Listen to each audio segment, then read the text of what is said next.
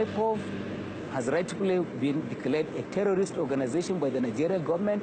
It is engaged in terror activities, illegal taxation, use of weapons against the armed forces and the police, and attack on the national institutions. Calls for independence seem to be sweeping the globe, from northern Iraq to northern Spain. But one area that receives less attention is where the Igbo people in southern Nigeria live. They're a distinct linguistic and ethnic group among many in Nigeria. They're pushing to break away from Abuja and form a separate state called Biafra. But the government has labeled the group a terrorist organization. The movement's leader is on trial for treason, but on Tuesday's hearing, he failed to show at court. In fact, he's been missing for weeks, and his lawyer says the government took him following a military operation in his home city. Well, I'm joined now from London by the deputy leader of the indigenous people of Biafra, Uche Mifo. He's also the second in command of what's called the Great Army of Biafra. Thanks for joining us, Uche Mifo. Good to have you on the Newsmakers. So your leader, Nnamdi Kanu, didn't show up in court. Thank you very much. Do you have any idea where he is?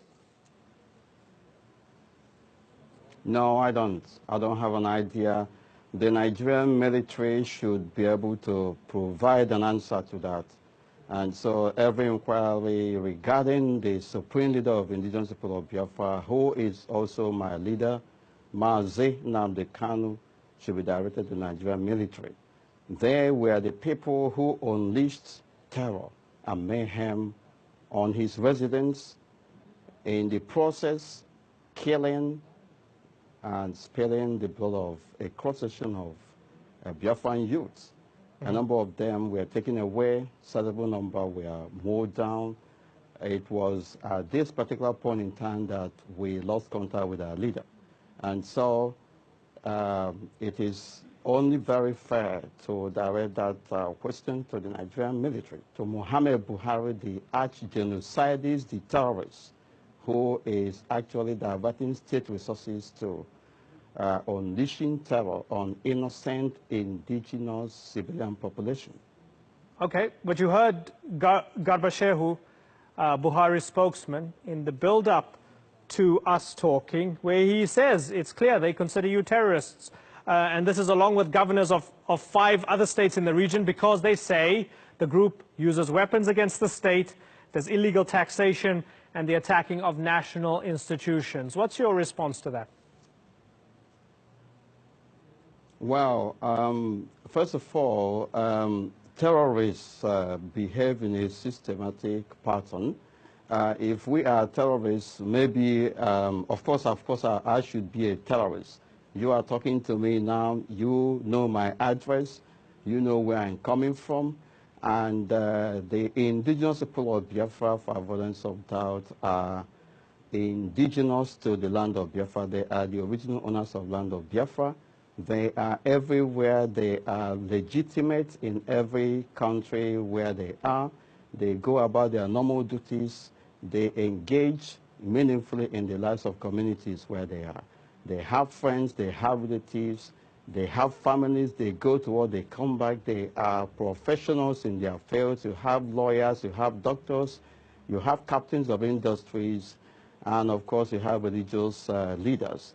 You have ordinary people, men, women, and children. They are everywhere, and we are not hidden. If we are terrorists, we shouldn't be coming out in the public and mingling with ordinary people. And as a matter of fact, Garba Shehu is a product of the symptomatic institutional decay that Nigeria has become, has indeed dished out in recent times. It is about official deception in highest quarters. The Nigerian government officials do not actually know what they have come to do. All they know is about what they can gain from whatever they are doing. They don't put the interests of the people at heart. They are opportunists. And as you can see, Garba Shehu said all that he has said. From your own vintage position, you can see that IPOB are very civil, they are innocent, they are unarmed, they are non-violent. All we want is referendum. All Okay. we want is a democratic process of referendum to ascertain where the people of Biafra want to be, whether they want to be in Nigeria or in Biafra. So, Uche, there are Nigerians who don't agree with you. They say we are a multi-ethnic state. Part of our social contract, politically and socially, is that we have different languages, we have different ethnicities, we come from different tribes, we even have different religions, but we're all under this one umbrella as Nigerian citizens, all equal under the law. We had a terrible civil war 50 years ago that killed more than 1 million people, and your movement wants to drag us back into that mess again. How do you respond to them? Well, it is very unfortunate. People who are saying all these things are either selfish or that they don't know what they are saying. As a matter of fact, indigenous populations are lumped together. They are forced to live in that contraption called Nigeria. There is no agreement for them to come together to become Nigerians. Nigerian citizenship was forced on them. Nigeria is a concussion, a contraption by the British.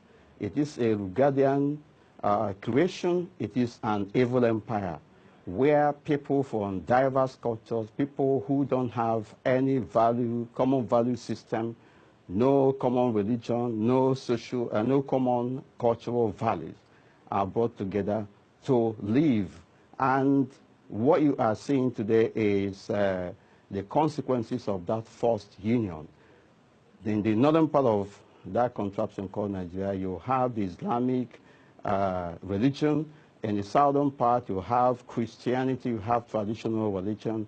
And then these people from the northern part think that, and they have always professed it, that Nigeria is their forefathers' estate.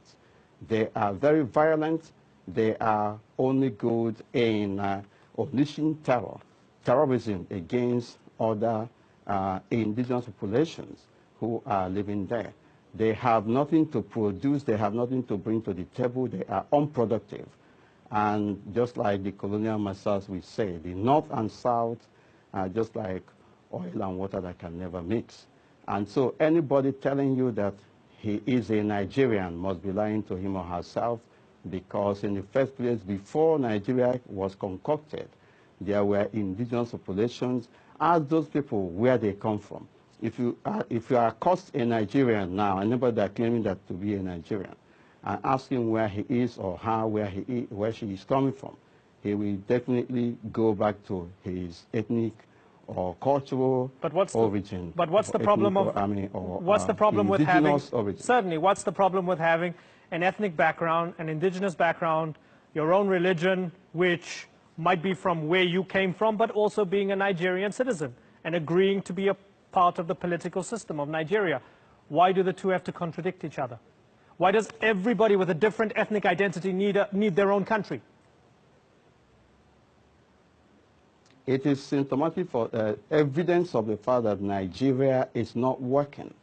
It is an eloquent testimony of the fact that people who are lumped together in that contraption called Nigeria are not supposed to be together. In United Kingdom, here where we are, you have people from Wales, you have Northern Ireland, you have the Scottish people, but they are all British people. They don't go towards digging up where they come from and all that. But in Nigeria, that is a different thing altogether. Our cultures are hostile to one another. Our religions are hostile to one another. We don't have common value systems. Are your religions so only... everything is imploding. Okay. Again, okay. ask yourself okay, why we are always talking about unity. Okay, hold on. Why are we forcing ourselves to unite? You say our religions are hostile to one another, which leads me to ask you about what Nnamdi Kanu told the BBC. And this, I think, is a really important line here. When I first read it, it jumped out at me, and I thought maybe he was misquoted, but it seems as if he wasn't. He said, should any other part of Nigeria wish to join Biafra, they are welcome to do so, as long as they are Judeo-Christian, the value system that underpins Biafra. That sounds like an exclusionary, supremacist mentality, doesn't it, Uche? It is not. Tell me the why. Northern Hausa Fulani, yeah, I'm telling you, the Northern Hausa Fulanis have started right from the outset to exclude others. Muhammad Buhari, for instance, has excluded people from Biafra land. He has been saying that we do not vote for him. He compared us to 5% to 95% and all that. You must have heard it. And so the issue of hate speech, the issue of hate conduct started from Ahmadu Bello.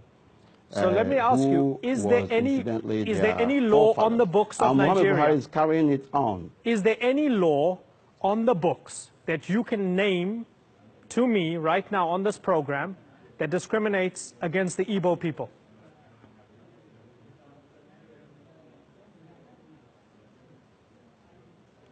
There is no law that says that anybody should be discriminated. But what you are seeing is a situation where the Northern Hausa Fulanis are discriminating against everybody that are not from that ethnic origin.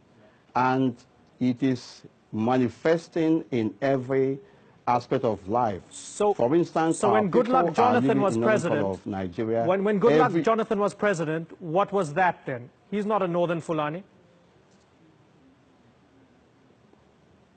No, he's not a Northern Fulani, because his emergence as president was a child of circumstance.